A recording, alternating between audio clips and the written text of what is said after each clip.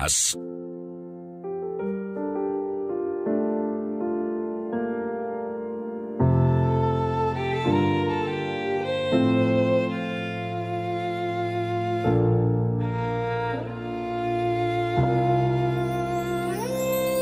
Ang tanging may pamamaan ako'y edukasyong Pilipino. Tinuturong galing at talino para maabot ang pangarap mo.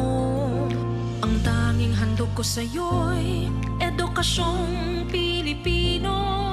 Diskarteng mula sa puso, mamamangha ang mundo. Matatag na mga guro, matatag sa mga pagsubok, matatag na mga mag-aaral, matatag na talino'y umiiral. Hinaharap ang hirap, walang takot sumugod, humahanap ng solusyon, ipaglaban ang edukasyon. Kabataang Pilipino, Muslim o Kristiyano, lahat ng paniniwala, lahat ng katutubo, may kapansanan, iba man kasarian.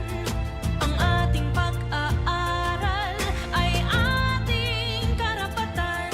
Ang ating pag-aaral, pang-ahon sa kahirapan. Matatag na mga guro, matatag sa mga pagsubok, matatag na mga mag-aaral, matatag na talino'y umiiral.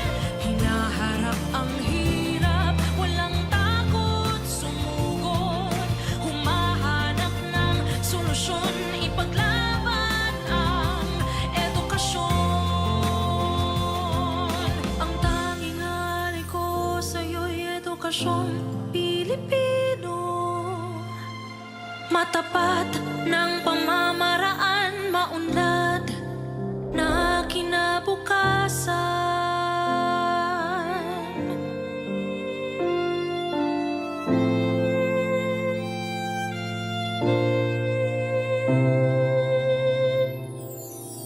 Department of Education, Bansang Makabata, Batang Makabansa.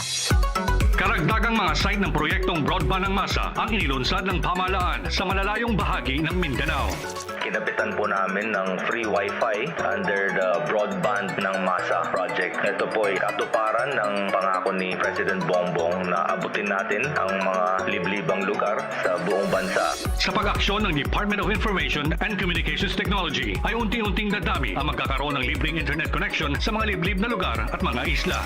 Once na activate na yung Starlink at naririto na sa Pilipinas yung operations nila, mas mapapadali po. Instead of setting a building towers, we just have to bring the satellite dishes. Saang mga bahagi pa kaya ng bansa aabot ang serbisyong libreng koneksyon sa internet ng broadband ng masa project?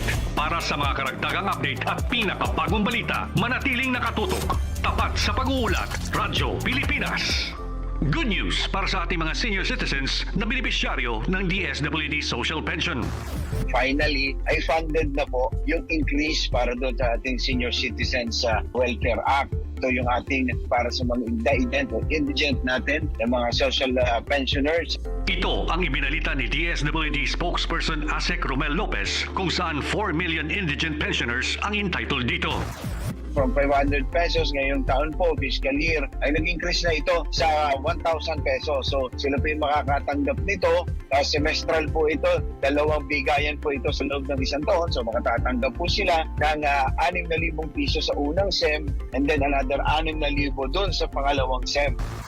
Para sa iba pang mga balita at impormasyon, manatiling nakatutok.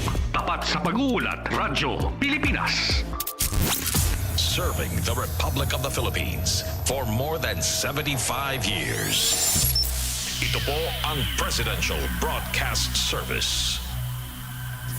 Pakinggan, panoorin, agaran in real time, o balikan sa pag-scroll up and down. Mga balitang dapat malaman, impormasyong tunay at napakikinabangan. Saan ka man, sa buong kapuluan. Babangon sa bagong sigla. Kababayan. Kasama ang social media. Powered broadcaster ng bagong mamamayan. Tapat sa pag-uulat. Ito po ang Presidential Broadcast Service sa Metro Cebu. Radyo Pilipinas, 576 AM. Oras may gala diri sa DYMR, Radyo Pilipinas, Cebu, alas 9:09 na sa kabuntagon. Mayong buntag ka natong tanan and welcome diri sa taong tulumanon ang programang Government Online Mahigala. Lain na kita ang adlaw nga Biyernes, pizza 12 na sa bulan sa Abril, tuig 2024. Bani ko kanyo sa itong programa, kutub kita alas 9:55 sa buntag, dali lamang sa inyong estasyon ng DYMR, Radyo Pilipinas Cebu, 576 kHz sa dial sa inyong mga radyo sa AM band.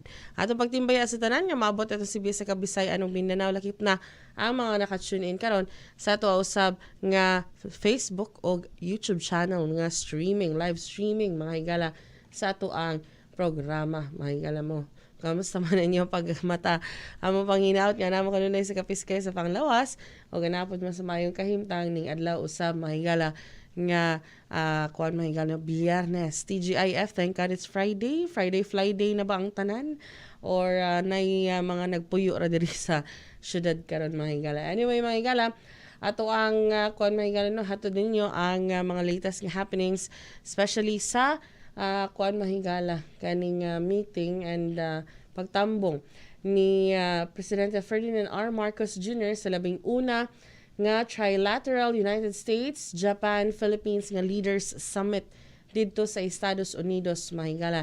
And just an hour ago mga higala, no, or less than an hour ago, tagbo na si Presidente Ferdinand R. Marcos Jr. kang United States President Joseph Biden sa White House dito sa Washington, D.C. mga higala, no.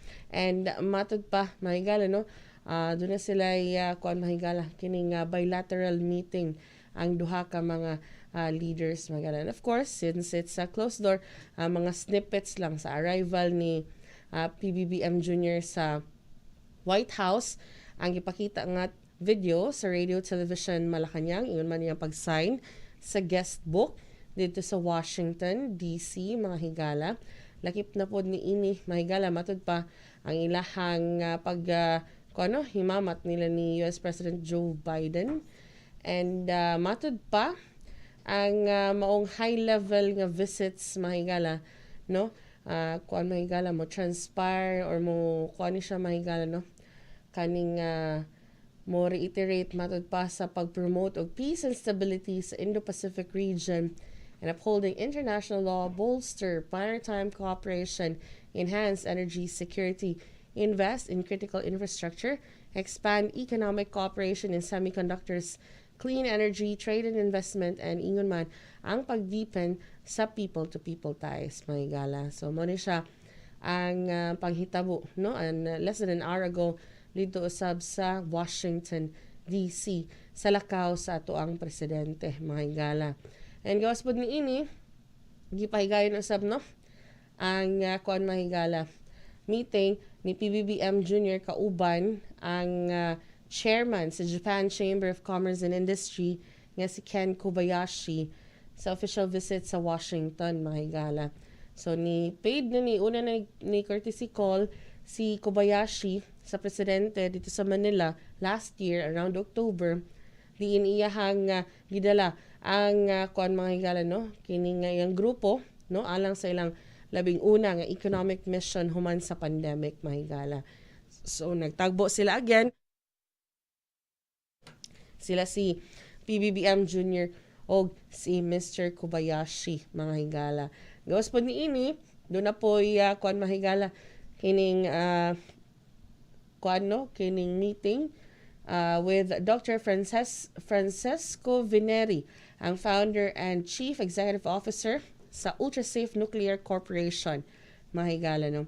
And aside from that, ang bilateral meeting tali ni DFA Secretary Enrique Manalo and ang Minister of Foreign Affairs sa Japan nga si Kamikawa Yoko, mga higala. So mo ni pipila usab sa mga mahinungdanon nga kalihukan sa kuan, mga higala, kaning maong visit ni Presidente Marcos dito usab sa Washington DC. Mahigala yung working visit, mga higala, no? So, may itong gihatod nga update gikan usab sa RTVM sa ilang pag-document sa mga lakaw sa tuang presidente. Alright, oras na ito, alas 9:14 na ito sa Palabang Sir Jun, itong unang set sa Pahinumdum. Mubalik ang inyong programa. Masayang pinangunahan ni Pangulong Ferdinand R. Marcos Jr. ang pamamahagi ng halos 5,000 titulo ng lupa sa ating kababayang magsasaka sa Negros Occidental. Mahigit kumulang 4,200 ang beneficiaries ngayon. Kaya nakakatuwa. Sa lahat ng naging katungkulan ko bilang Pangulo, ito ang aking paborito. Na matapos na ang pagbigay ng mga titulo, ang parcelization ng mga consolidated CLOA sa ating mga magsasaka. 6 na administrasyon ang nakaraan bago natin naibigay.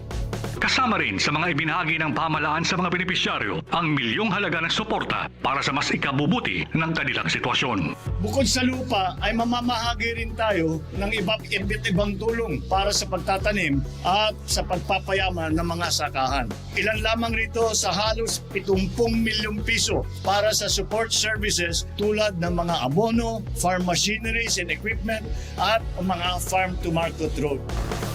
Para sa iba pang mga balita at impormasyon, manatiling nakatutok. Tapat sa pag-uulat, Radyo Pilipinas. This is a public service announcement. Sa nararanasan nating matinding init ng panahon, maging ligtas at iwasan ang heat exhaustion at heat stroke. Regular na uminom ng tubig. Magsuot ng light-colored, presko at maluluwag na damit. Siguruhing may sapat na ventilasyon ang inyong mga tahanan. Maligo para mapreskohan ang katawan. Basahin na malamig na tubig ang balat kapag nagsimulang makaramdam ng pagkahilo o pag-init ng katawan. Kung maaari, huwag lumabas sa mga oras ng pinakamainit na sikat ng araw, partikular sa pagitan ng alas 11 ng umaga hanggang alas 3 ng hapon. Kung lalabas naman, ay magdala ng payong, pamaypay o minifan, face towel at huwag kalimutan ang inuming tubig. Kapag nakaramdam ng pagkahapo, matinding pagkahilo, panghihina o may kakilalang nawala ng malay dahil sa init ng panahon, agad na magtungo at humingi ng tulong sa pinakamalapit na health facility sa inyong lugar. This is a public service announcement. Public service announcement from PBS, Presidential Broadcast Service, and Radyo Pilipinas. This is a public service announcement. Ingatan ang sarili mula sa banta ng pertussis. Ang pertussis o whooping cough ay isang nakakahawang bacterial respiratory infection na dulot ng bacterium Bordetella pertussis o Bordetella parapertussis. Ito ay may sintomas ng pag-ubo na may kasamang mababang lagnat at sipon na maaaring magtagal ng 1 hanggang 2 linggo. Madali itong naipapasa sa kahit kanino sa pamamagitan ng pag-ubo at pagbahing. Ang pertussis ay nagagamot ng antibiotics pero mas mainam pa rin na magpabakuna para ito ay maiwasan.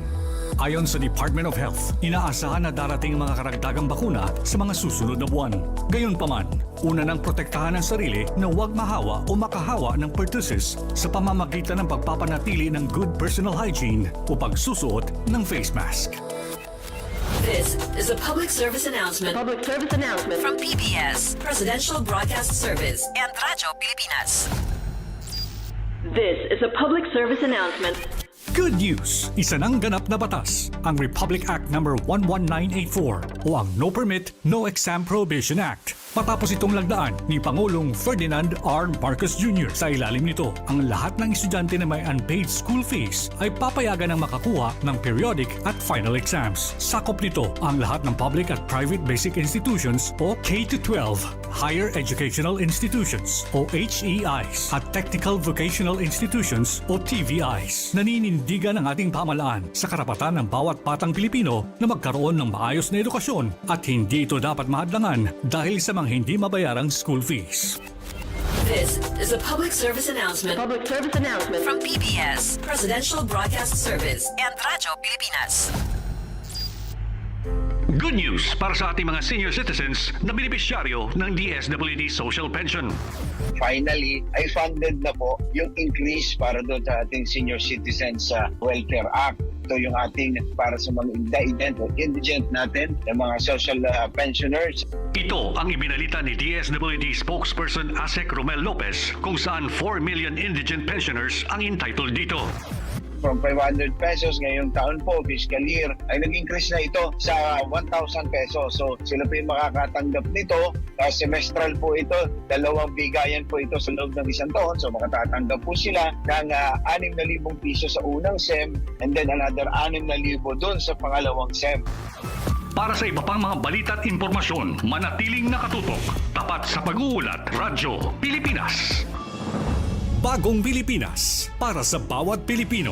Bagong Pilipinas is a master plan for genuine development, the benefits of all our people. It is a call for transformation. The transformation of our idea of being a Filipino and the transformation of our economy, of governance, of society. Hindi puro salita, pamahalaan ay magsisilbing halimbawa. Sa Bagong Pilipinas, ang pagbabago ay nagsisimula sa pamahalaan.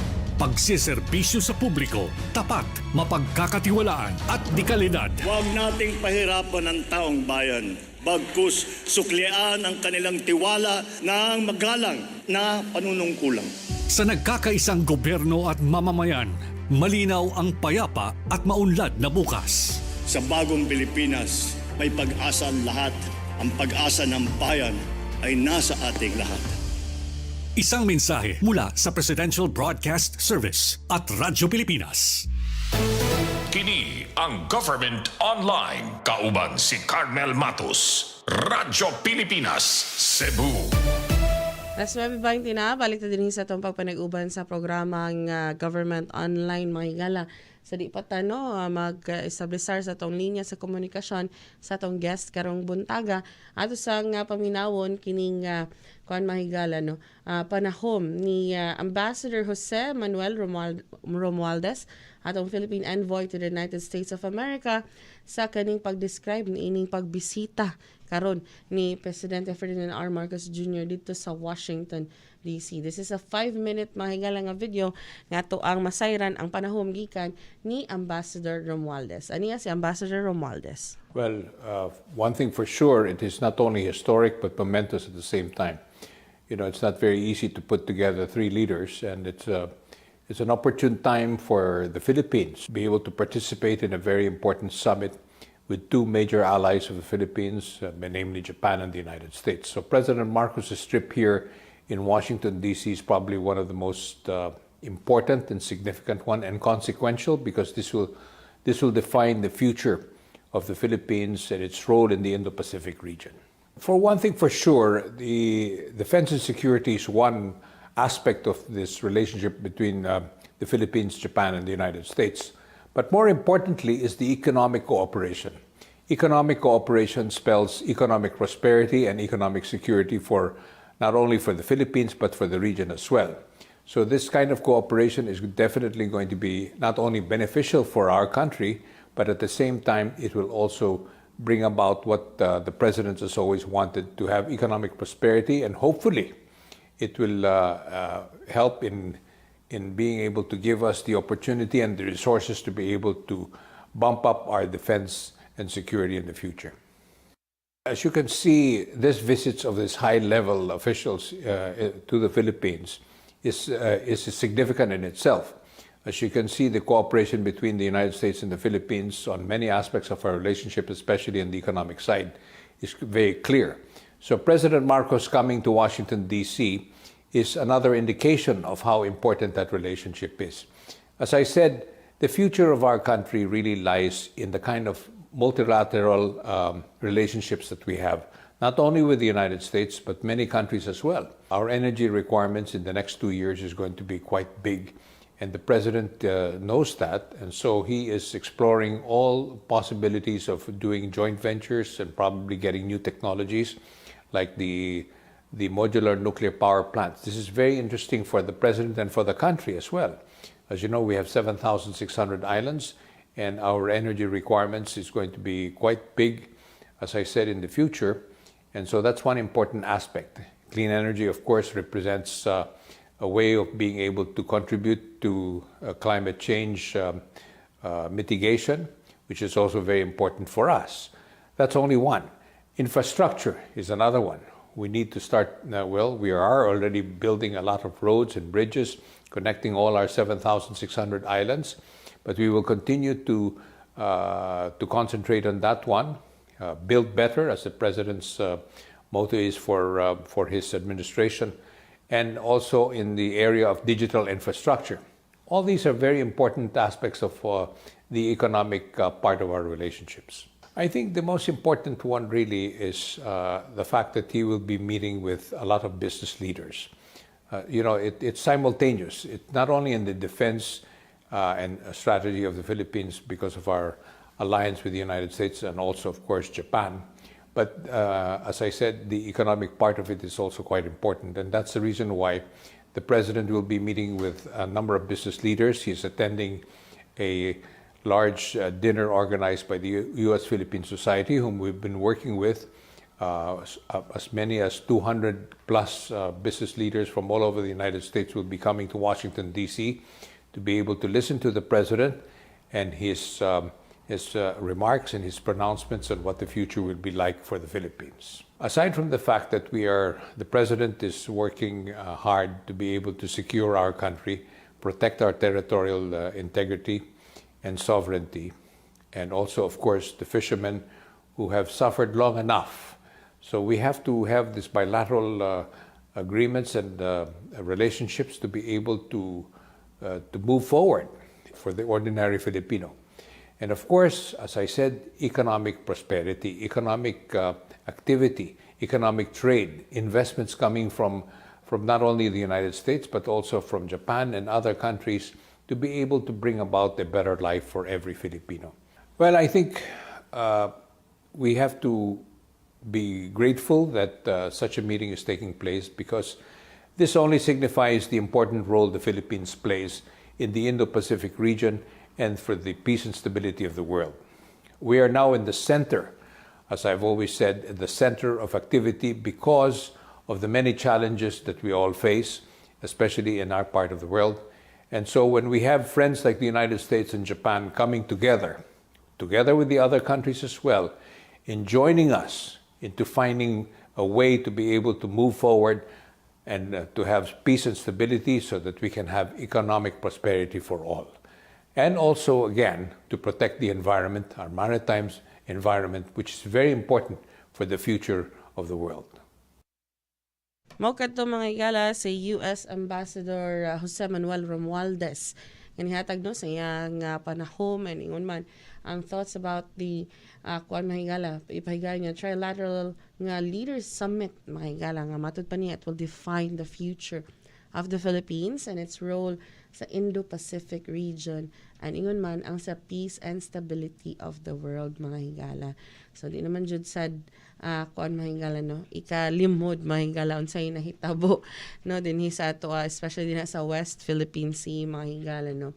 So nations no some nations are already kuan mga higala voicing out their kaning concern over sa kaning padayon mga higala nga kuan mahigala no kining matawag nato mahigala no and even others are saying kanang pangpanghudla mahigala no sa kuan mahigala kining mga milisya gani ng uban gani no aside sa ilahang Coast Guard mahigala no so ingon man atong AFP padayon manghihapon ang ilahang kuan mahigala kining patrolya din ha mga higala. So, muna siya ang kuan mahigala murag ni express mo concern ang ubang nations sa padayon nga kuan mahigala na hitabo diha mga higala sa West Philippine Sea mga higala kay actually ang conflict ni ini nga mga claims on territories mga higala do not just happen or is not only happening dinhi sa atoa sa kuan mahigala kining atoa dinhi sa Pilipinas mahigala ang kani siya nga nasod mahigala napud ni siya other claims in other areas mahigala and gani dito sa Japan pud no nasa na sila isla sa nga giilugan mahigala between kaning Japan and China mahigala so di lang siya concentrated on Southeast Asia ang mong problem mahigala no on encroachment and on kuan mahigala no pagpangangkon but nahitabo pud siya on other parts of Asia especially dito sa Japan, no? So it also concerns also mahigala, or it poses a great concern sad sa ubang nasod nga if this continues mahigala lagmit pod nga mahitabo pod na dito sa ilaha, no. So I believe, no, it's also one way to discuss this maong problema dito sa mahigala sa ipahigayon nila nga trilateral meeting sa US, Japan, and ingon man sa Pilipinas. But other than that, ilang tamo kayo mo focus ana naapoy laing tumong pod ang maong meeting, no, which is also to push forward trade and investment atong mga economies, no, unsaon pagpabangon nato sa economies after the pandemic mahigala, especially karon, no, mahigala nga nasinati nato taas gihapon kay palaliton, Sir June, especially ang bugas, no, ni saka gani ang presyo.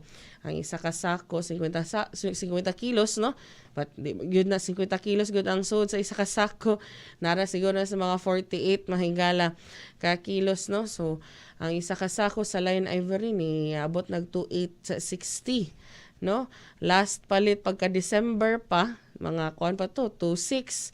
So pila, imagine Sir John, pila kuan, no, pagsaka karon sa excuse me, sa ato ang presyo usab sa bugas humay mahigala. And matod pa, there's also a forecast nga magpadayon ni ang pagsaka sa presyo mahigala sa bugas inig July, no, mga higala.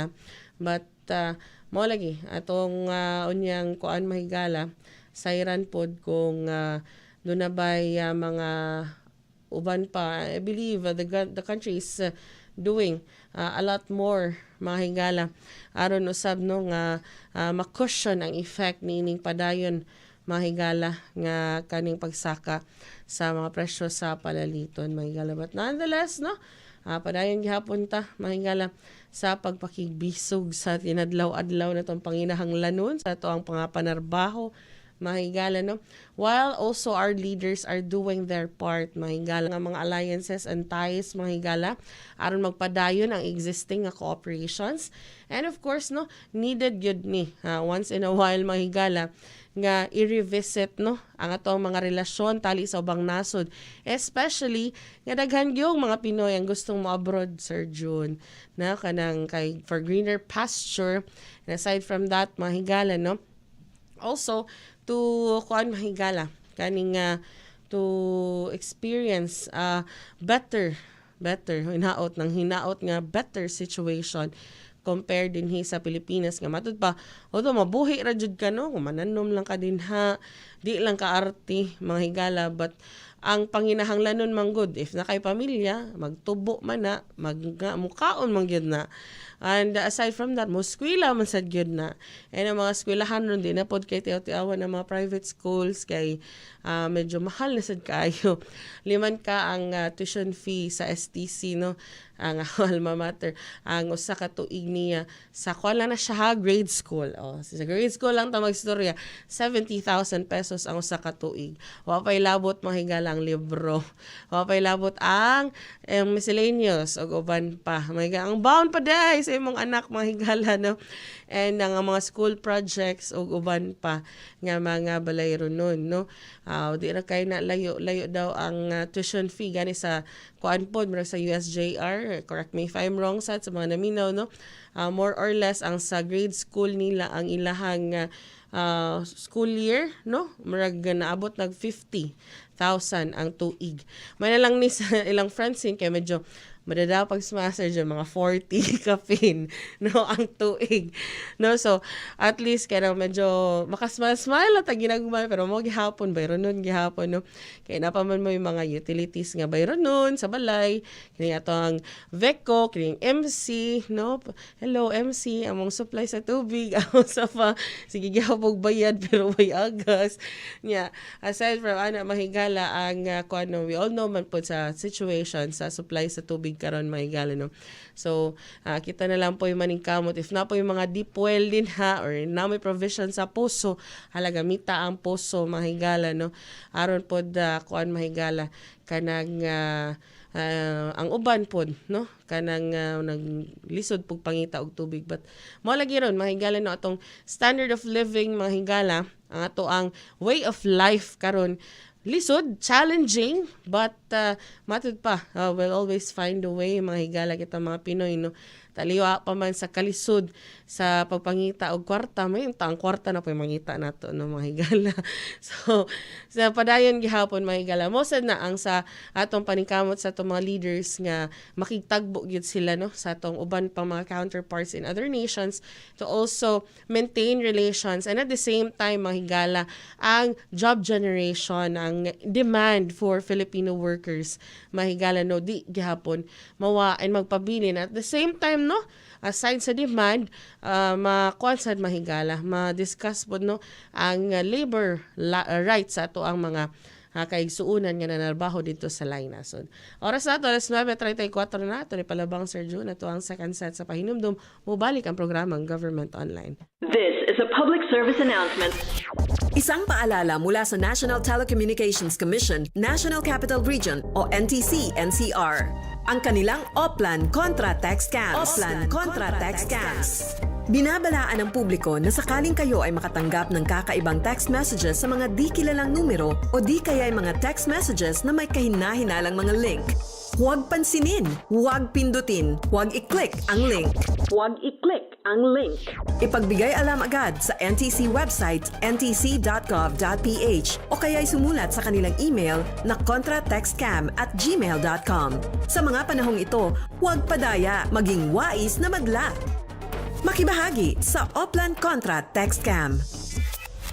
This is a public service announcement. Public service announcement from PBS, Presidential Broadcast Service, and Radyo Pilipinas. Ganito na ba ang ubo ng anak mo? Baka pertussis o whooping cough na yan. Nagdudulot ito ng apnea o pagtigil sa paghinga, pagkahirap sa paghinga, at pagsusuka. Ang pertussis ay vaccine preventable. Walang dapat mamatay sa pertussis. Pabakunahan ng mga bata dahil bawat buhay mahalaga. Mahalagang paalala mula sa Department of Health. This is a public service announcement. Good news! Isa ng ganap na batas, ang Republic Act No. 11984 o ang No Permit, No Exam Prohibition Act. Matapos itong lagdaan ni Pangulong Ferdinand R. Marcos Jr. Sa ilalim nito, ang lahat ng estudyante na may unpaid school fees ay papayagan ng makakuha ng periodic at final exams. Sakop nito ang lahat ng public at private basic institutions o K-12, higher educational institutions o HEIs at technical vocational institutions o TVIs. Naninindigan ang ating pamahalaan sa karapatan ng bawat batang Pilipino na magkaroon ng maayos na edukasyon at hindi ito dapat mahadlangan dahil sa mga hindi mabayarang school fees. This is a public service announcement. Public service announcement from PBS, Presidential Broadcast Service, and Radyo Pilipinas.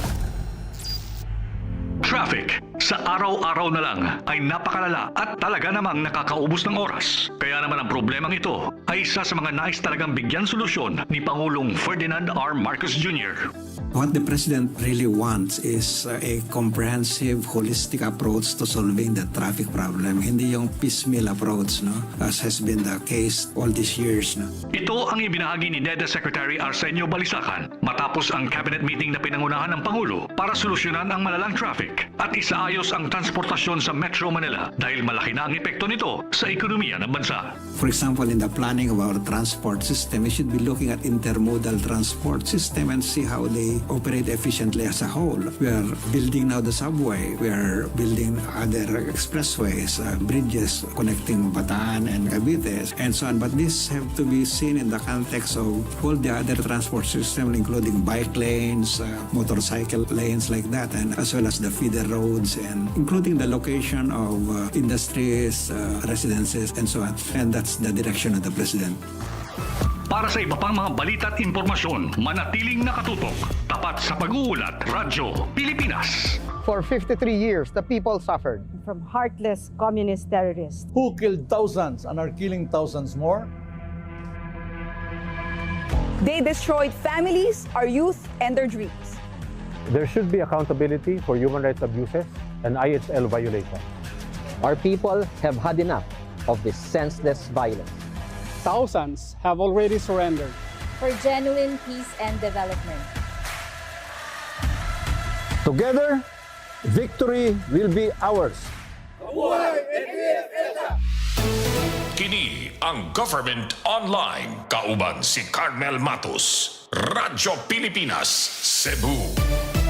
Alas 9:39 na, balik na din sa itong pagpanag-uban sa programang Government Online.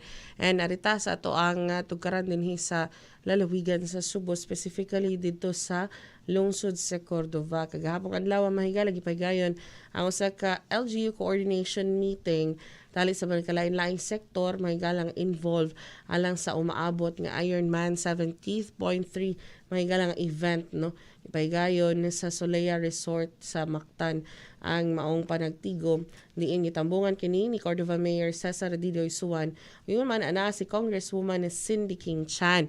So ato ang paminaw ni ron taud-taud mahigala ang gihatod nga mensahe ni Cordova Mayor Cesar Didoy Suwan kalabot usab sa ilang pagpangandam and ingon man ang ilahang kuan may unsa naman kaandam pod ang Cordova sa papahigayon ni ining Ironman nga event mga higala, no, sa umaabot nga kuan mahigala og wa ko masayo pa atong i-check na lang mahigala aron sure ang pizza ni ining Ironman 70.3 mga higala nga event, no, sa Lapu-Lapu karong umaabot nga Abril 21 mga higala. So next week na mga higala karong next Sunday ang maong event mga higala. So ato ang paminawon, if okay na Sir John, atong paminawon ang mensahe ni Cordova Mayor Cesar Didoy Suwan kalabot ni ini.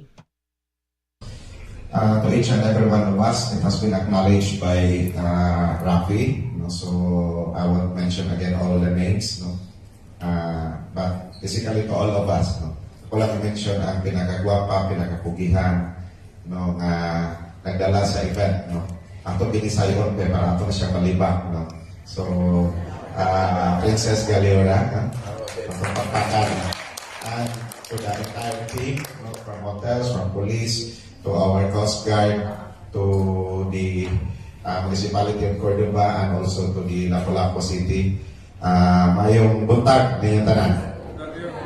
Welcome to Cordova and welcome to Solea. Before anything else, I would like also to thank Solea for sa pagpahuwang aning lugar, no, for us to use para sa ato ang final coordination meeting. Now, nalang ko na-observe before I proceed, no, before I will welcome you all, na pinakitaan sa Ironman ba? Muna akong dimension o klaro si Princess kay I know next year na agad po yung Ironman, no, or the following years. No? So, if there is Ironman next year, hopefully, it will be Lapu-Lapu and Cordova. No? Otherwise, dili ta mo paagion sa Cordova. Sa susunod. So, it must be mentioned at least, no? So, anyway, I will also recognize the hardships that the Cordova team are doing, no. So we will start first. Last year na we made the impossible possible, no.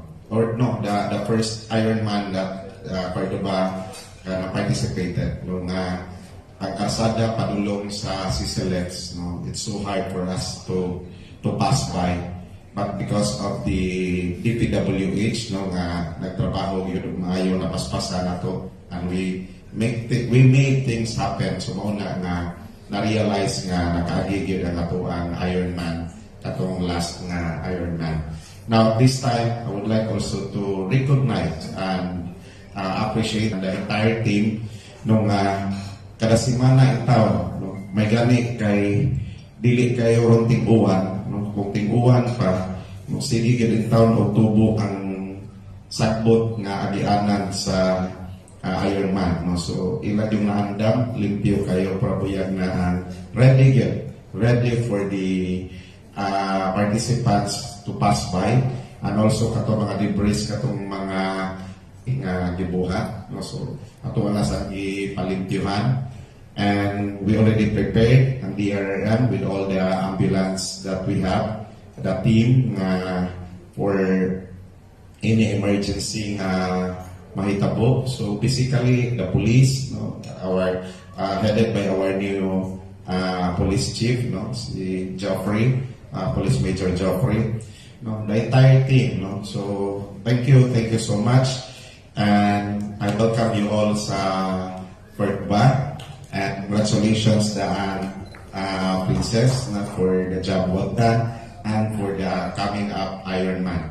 To the entire team, salamat sa inyo sa mga suporta sa Ironman which give us additional attraction for tourism sa Lapu-Lapu and Cordova and to the entire province of Cebu. So once again, welcome sa amuang gamay nga lungsod, but we are proud of Cordova. To end this up, mananghid ko daan kay basig iniglingi ninyo sa ako ang lamisa, wala na niya ko. So kay ubay-ubay gyud kayong nag-atang pirmahanan tungod sa 2 days nga holidays. So mao na nga maybe I cannot wait for Mayor Ahong or Kong Sandy, but give my regards. So once again, thank you and good luck to all of us. Alright, mga higala, inyo nadungog si Cordova Mayor Cesar Didoy Suwan sa iya usab nga pagpamulong sa coordination meeting sa maong dakong event. International event ni siya, by the way, mga higala, nga pila na pud ka tuig dinhi sa Cebu agi pahigayon. But nonetheless, ang nahilakip ang lungsod sa Cordova sa preparasyon sanglit ang bike course, mga higala, sa Ironman, mga higala, 70.3 nga event kay mo labay man din sa Cordova. Matod pa, ang athletes will exit T1 aron sa pagsugod sa 3-loop nga bike course paingon sa ML Quezon National Highway. Then ang mga participants paingon sa southern part sa Lapu-Lapu City, paingon na sa entry sa lungsod sa Cordova, paingon sa CC Lex Bridge. Ang mga cyclists mo exit kini, mahigala dinha sa bridge sa Cebu City. Nga ang first turn around sa kilometer 24 dinha sa may South Road Properties kon SRP. Ang mga partisipante mo head back or mo balik sa CCLEX for turn around nga 2 at kilometer 34, balik sa SRP sa turn around at kilometer 45, then turn around sa kilometer 55, and then sa final loop mahigala sa kilometer 66. Then mo balik sila sa CCLEX sa pag-exit sa kilometer 77, then i-follow usab ang the same nga ruta sa Mactan New Town alang na po sa sunod nga course which is ang run course nila, mga higala. So mana siya ang bike course, mahigala, ang ruta, mahigala, nga ipahigayan. This is a 90-kilometer nga bike course sa ato ang mga mosalmot sa Ironman 70.3 Lapu-Lapu and Cebu, mga higala.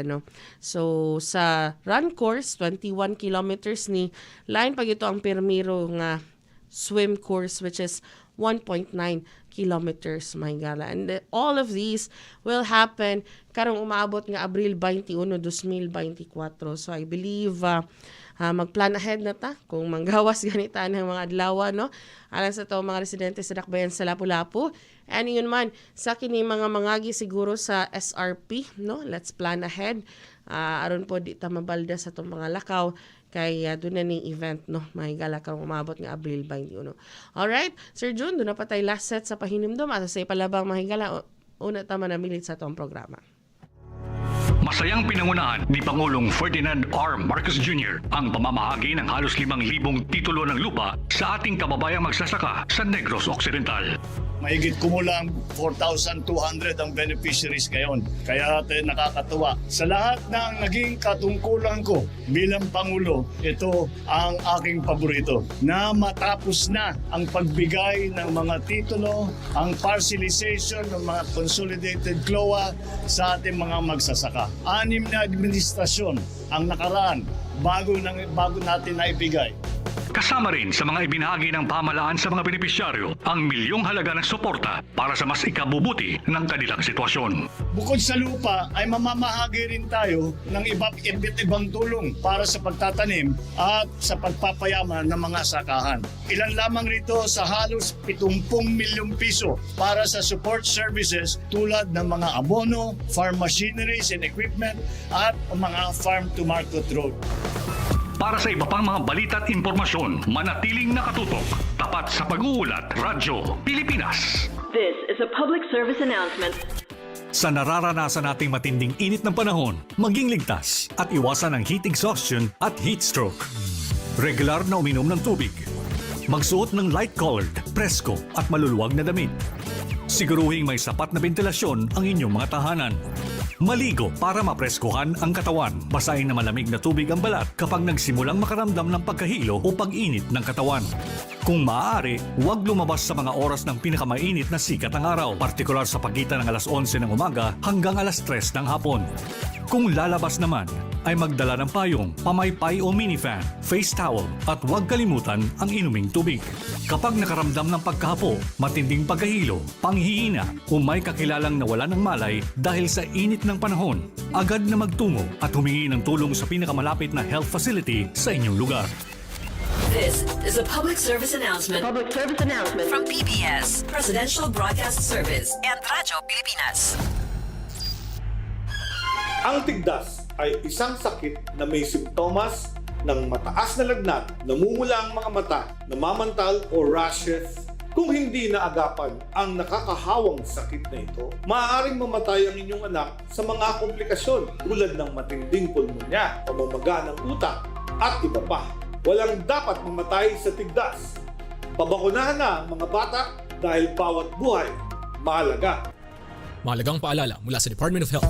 Ngayong panahon ng El Nino, narito ang ilan sa maaari nating gawin para makapagtipid ng tubig. Laging siguruhing sarado at walang tulo ang mga gripo kapag hindi ginagamit. I-check ang mga tubo kung may tagas at ipaayos agad kung mayroon. Imbes na mag-shower, gumamit ng balde at tabo sa pagligo. Gumamit rin ng baso pag nagsisipilyo. Gumamit ng plangganang may sapat na tubig kapag naguhugas ng mga kaldero, plato at iba pang pinagkainan para maiwasan ang tuloy-tuloy na pagdaloy ng tubig sa gripo.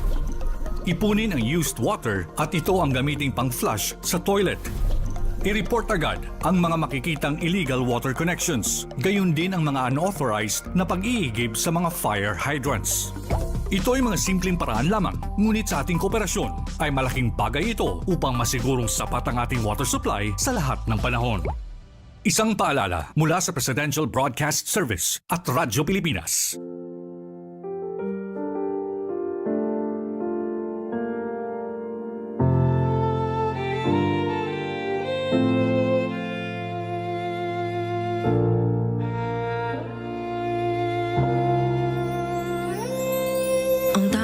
Pamaman ako'y edukasyong Pilipino, tinuturong galing at talino para maabot ang pangarap mo.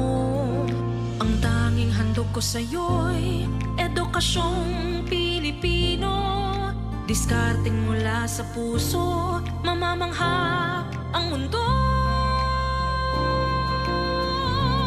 Matatag na mga guro, matatag sa mga pagsubok, matatag na mga mag-aaral, matatag na talino'y umiiral. Hinaharap ang hirap, walang takot sumugod, humahanap ng solusyon, ipaglaban ang edukasyon. Kabataang Pilipino, Muslim o Kristiyano,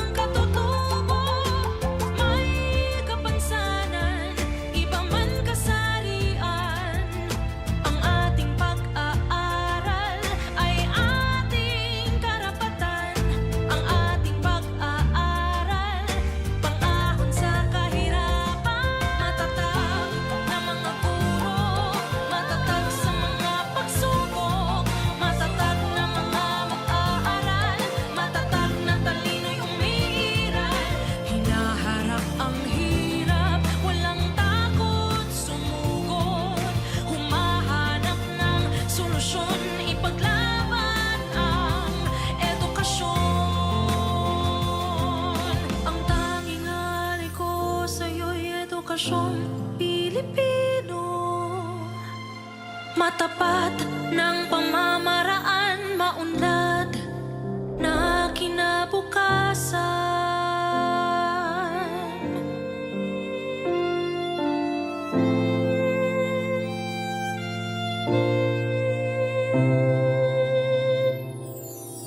Department of Education, Bansang Makabata, Batang Makabansa. Naay mga pagtuon nga napakita nga mas daghan mga babae kung ikumpara sa mga lalaki nga dili mahatagan og atensyon sa natad sa siyensya ug matematika. Sa usa ka gatos nga mamahimong CEO o kinatas ang opisyal sa usa ka dakong kompanya, duha ngadto sa tulo ra kanila ang babae.